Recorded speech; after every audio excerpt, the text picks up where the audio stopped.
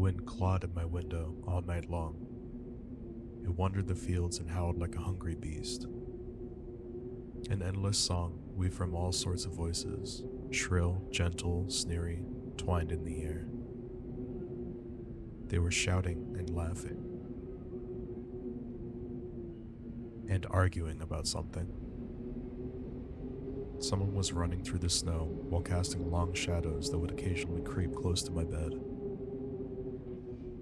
Our house had a mind of its own, the creaky old mind of a building that had seen a lot in its days, and was seemingly trying to share its wisdom with its inhabitants. The lonely house faced the forest, and the dark green thicket gazed back with its hollow eyes, rustling, whistling, swaying back and forth.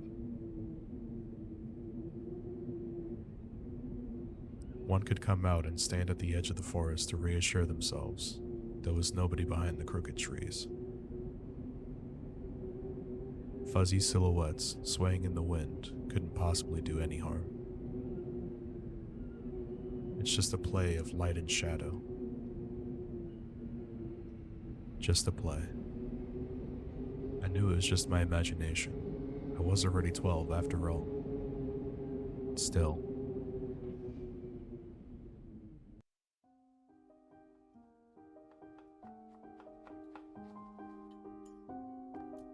Hey, put away your book. How many times have I told you not to read at the table? It's bad for your health. Look how slouched you are.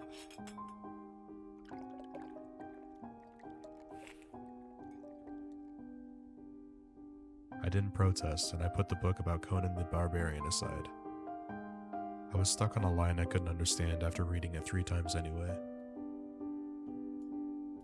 Olia had already finished her breakfast and was munching on some cookies. She was so enthusiastic, she almost looked like your typical girl from commercials. You're not going anywhere until you finish all of it. I, on the other hand, was still trying to drill a hole in the plate with my eyes, as if it would make the porridge disappear. Hazy anxiousness welled up inside, all because of the previous sleepless night, the black forest around our house, and the gloomy wind.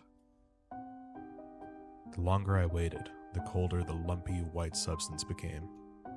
It looked like a jellyfish from the Cousteau Odyssey. I loved that show.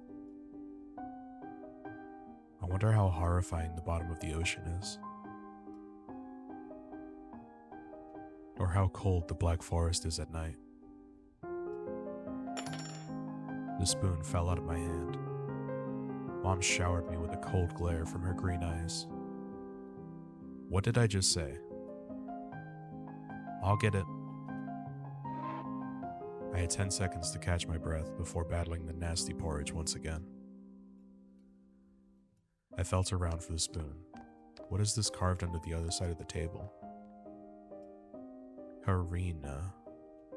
That's my mom's name. I guess she carved it out with something pointy when she was little. She sure was a rascal, damaging the furniture like that. She would scold me for a week if I did something similar, though. Should I remind her about it? No, she's been in a bit of a bad mood lately. I imagined her being at my age, sitting under the table. I wonder, was Mom afraid of the dark back then? Or the sounds coming from the attic? Or the thick forest? I imagined my grandma coming into my little mom's room, sitting at the edge of her bed, where Olia sleeps nowadays, and saying this in her soft, smooth voice. Taiga is a special place, little girl. It's watching you closely, sniffing you out, trying to discern what kind of beast you are. If you're a good sort, it won't abandon you in times of trouble. But if you're a bad apple, it'll grab you by the side and drag you under the ground. And that would be it. Grandma was caring. She never fought with anybody, never yelled, never swore. Those were the times without the maddening screams until late at night, without smashed dishes and mutual accusations.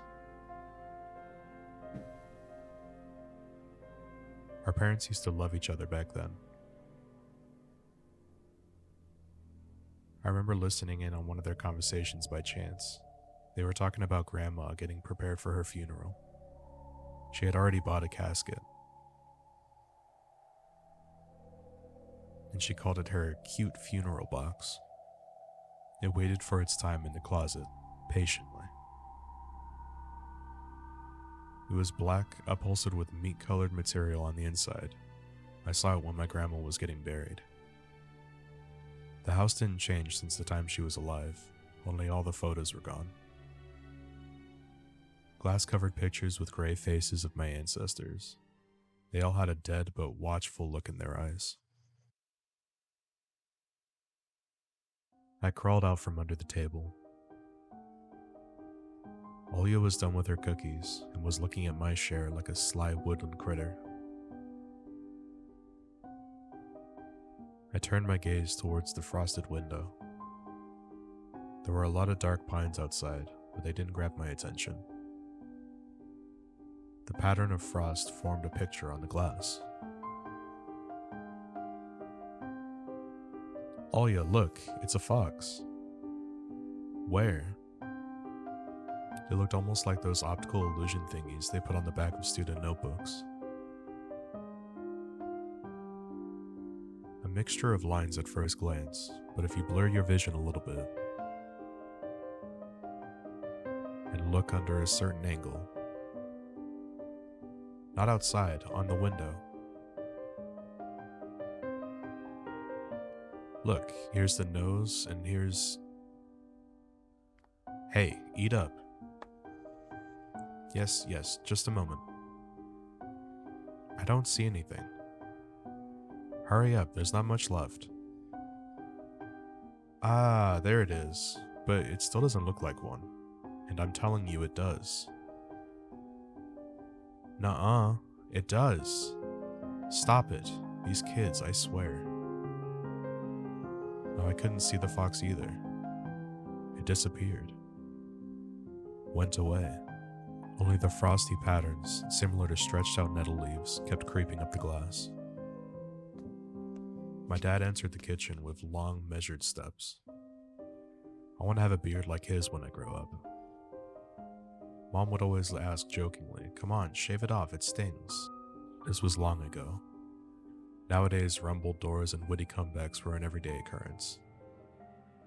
Olya always covers her ears whenever she hears something like, "What's the point in all this?" through the wall. "It's all for your sake," Dad would reply, "for the sake of our family." I always caught every sound in fear of hearing the most dreaded, the deadliest word that started with a D. D-I-V-O. I don't even want to finish it. It was scary to imagine that me and my little sister would be torn apart and taken in two different families. Anyway, your fox is nothing. I have an owl on my window. You and your owl talk again. You said you believed me yesterday. Has anybody seen my car keys?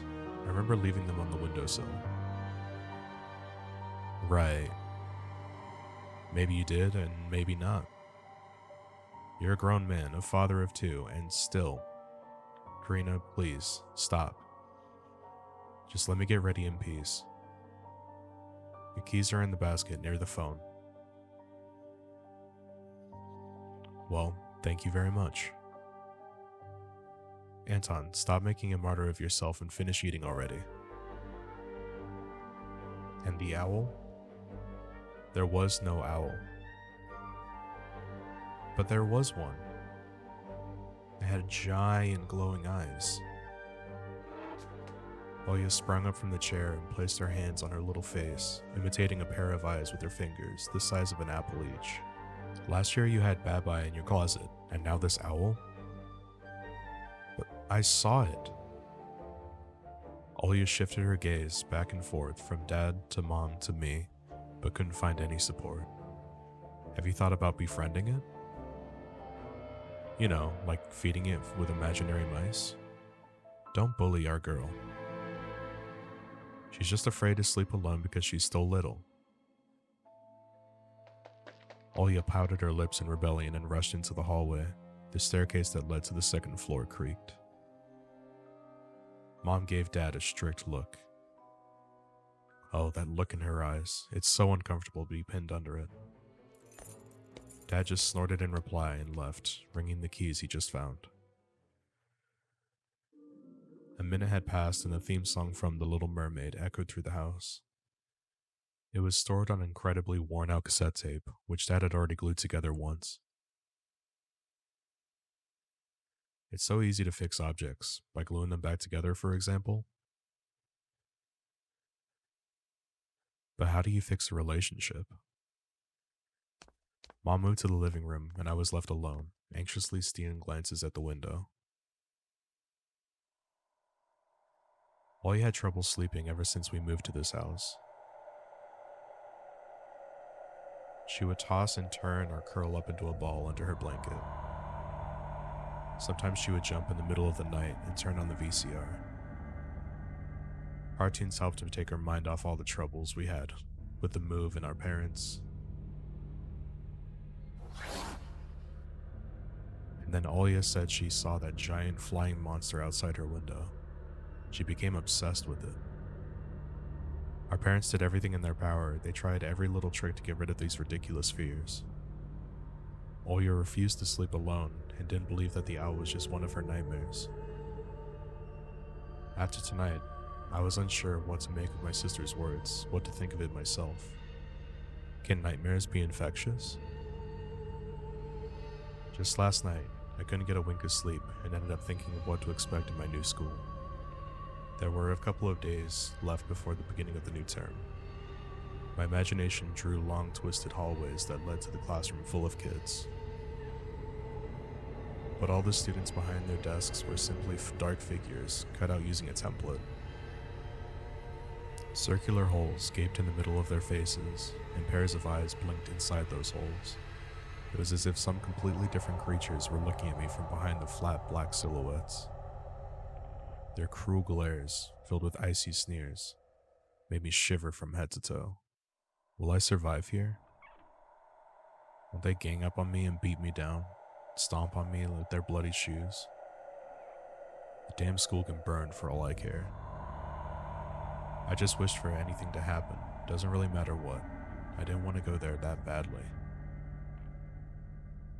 I didn't want to see people who were just itching to smack me on the head, trip me up, think of a new offensive name for me, worse than the previous one.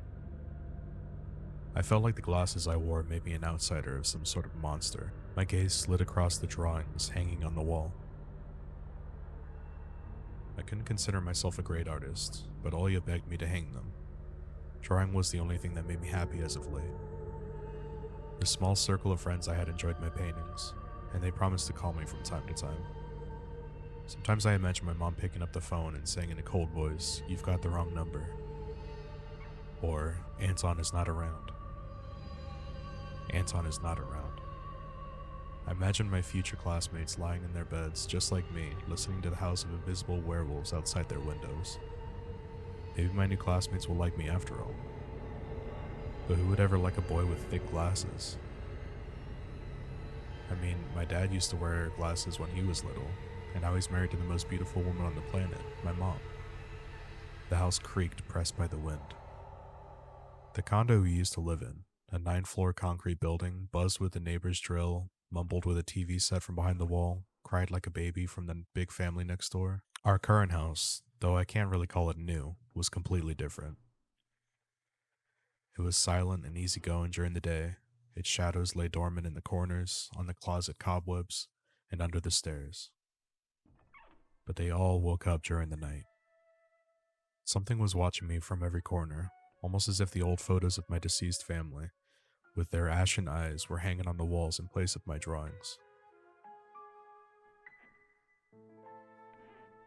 The floor was squeaking. Rusty drains were moaning. The attic was occupied with noisy drafts. One could think the house was performing some sort of demonic melody, and then I realized I was in fact hearing music. It was already playing for a good while. Somewhere at the edge of my perception, I could hear a flute. It was mixed in the sound of the wind, in the creaking old house, and my thoughts too. I stood up and rushed to the window. I wanted to reassure myself that this music was nothing more than a product of my imagination. It's not like someone was playing it there, amidst the cold, snowy night, right?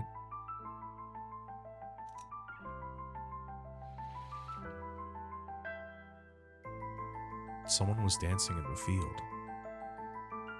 Black silhouettes I could barely make out, with the dark forest as their backdrop. They jumped around, basked in moonlight, bumped into snow piles, rolled around, and crawled on all fours. Stories about wolves playing under the moon came to mind, but these were clearly not wolves. They stood upright at times, circled around holding hands and whipping up snow, disappearing into the shadows for a brief moment, then coming back. Something bizarre was going on. Shadows dancing in the starless abyss made my imagination go wild, making me anxious at the same time. Suddenly, the music stopped. The dancing shadows froze in place, and I could swear pierced me with their eyes. One of the silhouettes immediately parted from the bizarre shadow carnival and sprinted across the field with giant leaps. It glided on squeaky snow without leaving any prints until it was devoured by the pitch-black shadow of my house, which became even darker and thicker. My heart was jumping around like a bird inside a cage. I shut the curtains with a swift motion and stepped back towards the bed. They saw me. A freezing torrent of fear washed over me.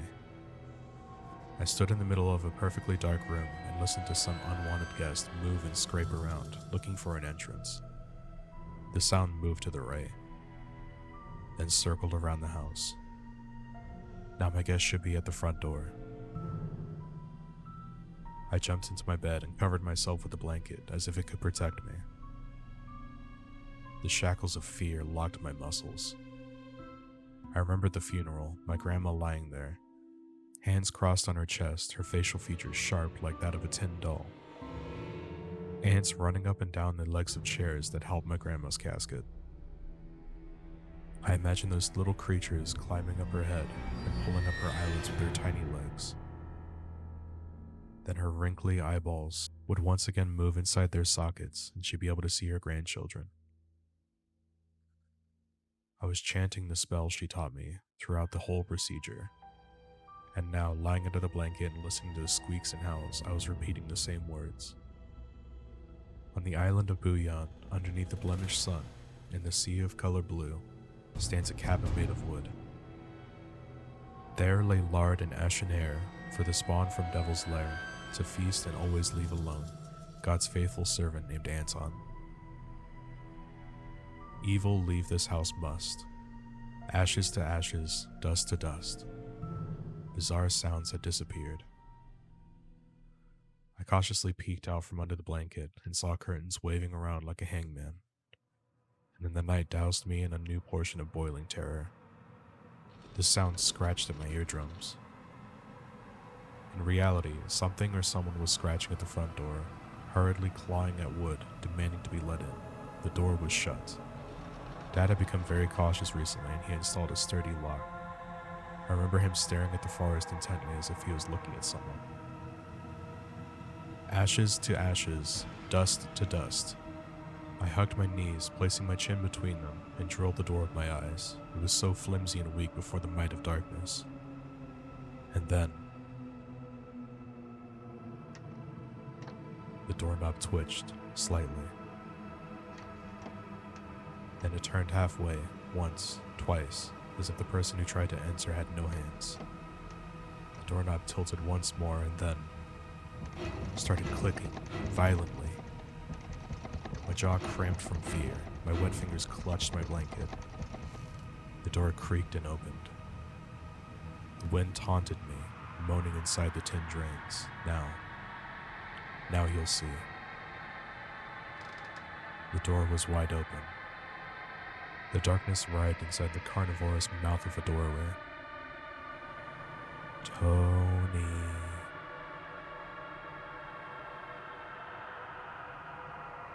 As if the night itself was calling out to me, flapping its black wings and squeaking with rusty hinges. I was trembling, ensnared by the web of darkness that hung in the corners of my room, waiting for the one who weaved it to come out of the gaping black hole. Tony. My abdomen tightened and my chest rose up, ready to exhale a desperate scream. But before I was able to do anything, the darkness asked me, "Tony, you asleep?"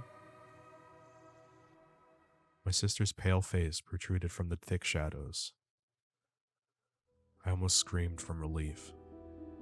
"Olya, I'm not sleeping. Did something happen?" Olya frowned and stuck out her lower lip, a clear sign that she was about to cry. "It's there again, staring at me." "Shoo her away, Tony, please."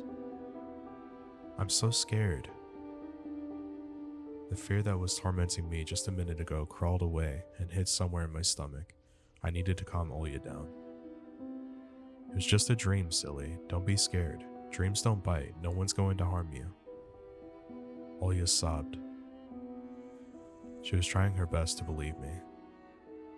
But was I sure myself? "I have an idea. Let's go to your room and watch the video of Sleeping Beauty, for example." "Why does the Sleeping Beauty have a prince and I have this scary bird?" The question took me by surprise. "Alright, let's watch Cinderella." My thoughts became tangled, fuzzy. What was that? What's studying me with his eyes dancing feverishly under the moon? The darkness was clinging to the window, and it couldn't be fooled by my grandma's old chants. Couldn't be satisfied with the feast of lard and long ashen hair. "Tony, you coming?" Yes, just a moment."